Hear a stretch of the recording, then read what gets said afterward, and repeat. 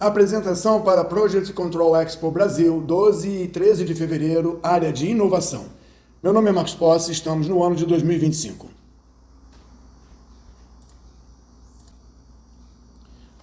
Nossa apresentação começa deixando claro que 3 prédios numa área densamente povoada, urbana, foram inspecionados e, por conta da inspeção da qualidade e segurança, um projeto, uma ação de recuperação foi desenvolvida.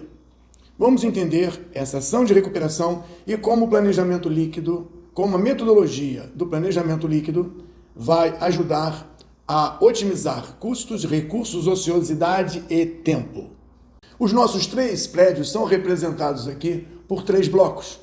São 3 entregas. A inspeção de qualidade elétrica, civil e mecânica são classificadas aqui como um conjunto de atividades a serem realizadas para normalizar as condições de segurança desses 3 blocos. Então, cada bloco possui um grupo de atividades civil, mecânica e elétrica com as suas características de duração, equipes, materiais e custos. Dessa forma, a modelagem natural é fazer tudo o que for possível, o mais cedo possível, dentro das técnicas de produção. Nesse caso aqui, todas as atividades podem ser executadas simultaneamente. Nenhuma depende da outra. Se uma dependesse da outra, haveria uma ligação obrigatória. Uma ligação obrigatória. E nesse caso, não existe. Todas as atividades podem ser produzidas simultaneamente. E um detalhe é que é o mais rápido possível. Como já foi comentado anteriormente, o nosso projeto, nossos trabalhos, está sempre cercado por restrições. E a metodologia prevê, planeja o que é possível, ignorando qualquer restrição. E depois, identifica, registra, nomeia responsáveis pelas restrições e modela, de modo que uma ferramenta possa gerar o possível mediante a tantas restrições. Nesse caso aqui, das 6 restrições, das 6 classes de restrições, nós vamos trabalhar não logística e não metodologia construtiva. Vamos trabalhar as paralisações, os desejos, os recursos e os espaços. O nosso projeto, ele vai ser afetado por essas 6 restrições. A ferramenta permite isso, a modelagem necessita disso, mas nós não vamos falar do método construtivo e da logística. Nós vamos falar que paralisações. O nosso trabalho aqui não para. É 24 horas por dia. Todos trabalham 24 horas por dia, porque é possível trabalhar 24 horas por dia. Não há desejos particulares de prioridades, preferências ou inferências. E aqui nós temos, então, que tudo pode ser feito ao mesmo tempo, não antes ou depois. As ligações obrigatórias são por processo construtivo, não por método, mas por processo.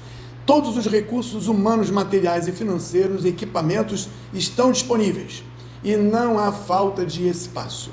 Observaremos que trabalharemos dentro da proposta de paralisações, desejos, recursos e espaço, sem os outros 2, lembrando que o espaço é a única coisa da qual não podemos ignorar como restrição. Todas as demais, no nosso exemplo, vão ser abordadas. Aqui, paralisações diz, trabalho 24 horas por dia. Não há desejos, por mais que se priorize um ou outro prédio. Todos os recursos necessários para uma atividade civil, não importa qual seja o recurso, esse recurso está disponível. O espaço demandado, metros quadrados, para que a atividade possa ser executada, está disponível. E um detalhe, autorizações da logística, autorizações de desejos, também são infinitas. Nesse caso, nós temos um registro. O projeto acontece em 7 dias, termina no dia 17 de fevereiro e custa 1.900.000 unidades monetárias, com um consumo de 460.000 horas e um custo de supervisão e um tempo de supervisão previamente conhecidos. Aproveitando a ferramenta e a maneira de mais rápido explicar o que acontece é através de gráficos. Então eu produzi uma visão que mostra algumas informações, alguns parâmetros interessantes. Da maneira como é possível fazer, nós vemos que, acreditando ter infinitos recursos, infinitas autorizações, infinitos espaços, o planejamento acontece da forma mais rápida possível e com a melhor eficiência possível. Como nós temos infinitos recursos, nós temos aqui uma taxa de ociosidade enorme. Nós temos aqui um gráfico de pilha que mostra que os mecânicos, os pedreiros, os eletricistas, os ajudantes estão fazendo tudo o que é necessário e, eventualmente, tem uma carga maior, definida como uma normal de trabalho. E aqui embaixo nós temos que ele precisa da ordem de 999 metros quadrados e da ordem de 50 ou 60 autorizações. Temos todos os recursos do mundo, mas vamos começar agora a colocar as restrições. A primeira restrição é a do tempo. Nós temos problemas de trabalhar 24 horas por dia porque alguém definiu que não pode. Então eu vou mudar o calendário de 24 horas de Jack Bauer por dia para 5 por 2. Todas as atividades vão acontecer com um calendário 5 por 2, que é o calendário que dá direitos a dormir, almoçar e final de semana. Dessa forma, quando eu calculo, tendo todos os recursos do mundo, mas ainda assim respeitando a primeira restrição, que é o calendário, nós temos alguma coisa bem diferente daquela primeira aproximação de prazo e de custo. Quando nós tínhamos 24 horas por dia, o custo foi lá em cima, por conta de algumas legislações trabalhistas, e o prazo era muito curto. Agora o valor diminuiu em detrimento do prazo, mas observamos no nosso mapa que a ociosidade ainda é muito grande porque nós temos infinitos recursos. Mas isso é a melhor proposta de produção por conta da restrição, tempo, paralisações, intervenções na produção. A quantidade de espaços ainda é infinita demandada e a quantidade de autorizações também. A primeira restrição foi apresentada, incluída e já trouxe um impacto. No que diz respeito a paralisações e interrupções, nós já incluímos a restrição, identificamos o responsável por essa demanda e agora vamos falar dos desejos. Mas antes dos desejos, é melhor falar dos recursos. A limitação dos recursos mostrará os desejos de uma maneira mais clara. Então, os recursos que até agora são ilimitados para fazer os trabalhos, nós vamos limitá-los dentro de uma proposta já conhecida aqui, uma proposta de valores ótimos, valores reais. Temos 24 eletricistas, 12 pedreiros, 24 mecânicos, 1 supervisor, temos 9 autorizações e 200 metros quadrados de espaço. Por enquanto eu vou colocar muito espaço disponível e vou colocar muitas autorizações disponíveis. Muitas. E aí, voltando para o nosso material, eu vou pedir para que ele considere reprogramar prazos, custos, ociosidade por conta da minha restrição de recursos. Essa restrição foi dada por alguém. Devemos mapear, nomear, identificar e registrar quem foi o responsável por essa restrição. E nós encontramos, então, agora um novo mapa. O nível de ociosidade está em 36%. Dado esses recursos, a distribuição em cores dos eletricistas e pedreiros é apresentada aqui. O prazo é 124 dias úteis e o preço caiu porque as condições trabalhistas 5 por 2 não são as condições trabalhistas 24 todos os dias. Por outro lado, é possível fazer, o prazo é diferente, o custo é diferente, a ociosidade existe. Ou seja, aqueles que trabalham com busca de lean e procura otimização já podem entender e controlar esse parâmetro. E o espaço aqui não é 999, já é 500 metros quadrados e as autorizações aqui estão em um padrão da ordem de 40. Então nós temos aqui o acréscimo de outra restrição, dando uma outra visão de como é que esse projeto, esse retrofit, essa obra pode acontecer. Já entendemos as paralisações, já entendemos os recursos e as suas limitações, agora vamos falar dos desejos. Desejos são aquelas interferências na melhor produção, dada com qualquer argumento pelos que podem fazer isso. Então, nesse caso, o desejo não é representado aqui por uma ligação arbitrária de um para com o outro, e sim pela definição de prioridades.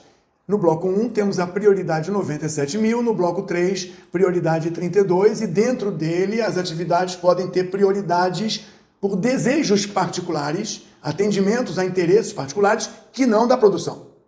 Nesse caso documentado, a gente consegue, pela priorização, solicitar que a ferramenta faça o planejamento e, consequentemente, apresente outros resultados.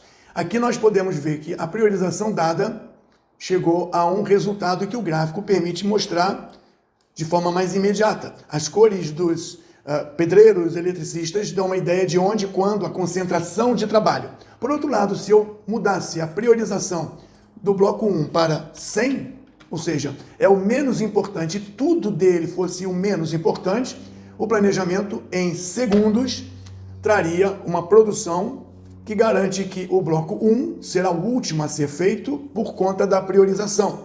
E aparentemente não houve grandes distribuições aqui, o prazo não mudou, a quantidade de HH não mudou e o valor não mudou porque houve apenas uma distribuição líquida. A busca da melhor acomodação de produção se realizou, ainda atendendo a restrições. Se eu colocasse uma restrição 200 milhões e expandisse essa restrição para todos, a menos dessa atividade aqui, nós teríamos um planejamento que provavelmente vai ter o mesmo resultado básico. A diferença é que nós vamos ter uma atividade lá no fim, por conta dessa atividade ter sido arbitrariamente conduzida para uma classificação menos nobre. Então voltamos e dizemos que a restrição desejos é aquela que faz com que as coisas aconteçam em momentos diferentes, mas otimizada dentro do melhor resultado. Chegamos então agora à restrição, que nem sempre é uma coisa muito pessoal, é a restrição física de espaço. Sem materiais e sem força de mão de obra é impossível conduzir o trabalho. Da mesma forma, sem o espaço, é impossível conduzir o trabalho, conforme já comentamos na obra do metrô, na nossa apresentação. Mas observa que, até agora, eu estou considerando espaço infinito. E autorizações, e aqui eu coloquei a autorização não como um espaço, mas como um espaço logístico. Eu tenho 200 metros quadrados liberados para trabalhar. Cada atividade me demanda um depósito, um almoxarifado, me demanda um estoque. Então, eu preciso dizer e preciso informar quem é que definiu essa restrição de espaço. Além do que, por enquanto, estamos trabalhando com todas as autorizações possíveis, que a autorização é uma coisa arbitrária, não é uma coisa lógica. Voltando então aqui, eu posso agora não usar 576 metros, porque eu não tenho. Eu tenho 200 metros quadrados. Eu vou pedir para que tudo aconteça, levando em conta o espaço também. E o prazo muda, e o custo muda, e tudo muda. E vamos ver aqui, então, que o novo prazo aumenta. A utilização do espaço está restrita ao máximo de 200 metros quadrados. O trabalho é produzido e distribuído na melhor forma otimizada e a ociosidade subiu para 81%. A força de mão de obra não está mais a 36% de ociosidade ou a 40%. Então, as restrições trazem problemas para a melhor produção. Nesse caso aqui, a ferramenta me dá o melhor prazo, no melhor custo, na melhor taxa de ociosidade, na condição de limite de espaço. E agora eu vou aproveitar e dizer que, em termos de autorizações, eu só tenho 9. 3 autorizações por bloco. 3 equipes trabalhando por bloco. Alguém disse isso, mapeamos quem disse, por que disse, e os resultados são os seguintes. Não é mais um prazo de 264 dias. Vamos ver aqui. Eu tenho que ajustar para 9. E eu tenho que pedir para que considere também a autorização como uma restrição. Não é mais 264 dias, é 321 dias, o custo indireto aumenta, o espaço é desprezado, porque a restrição maior é a autorização. Bom, com tudo isso mapeado, o planejamento líquido se faz com a possibilidade da execução acrescida de todas as restrições que nós já comentamos aqui.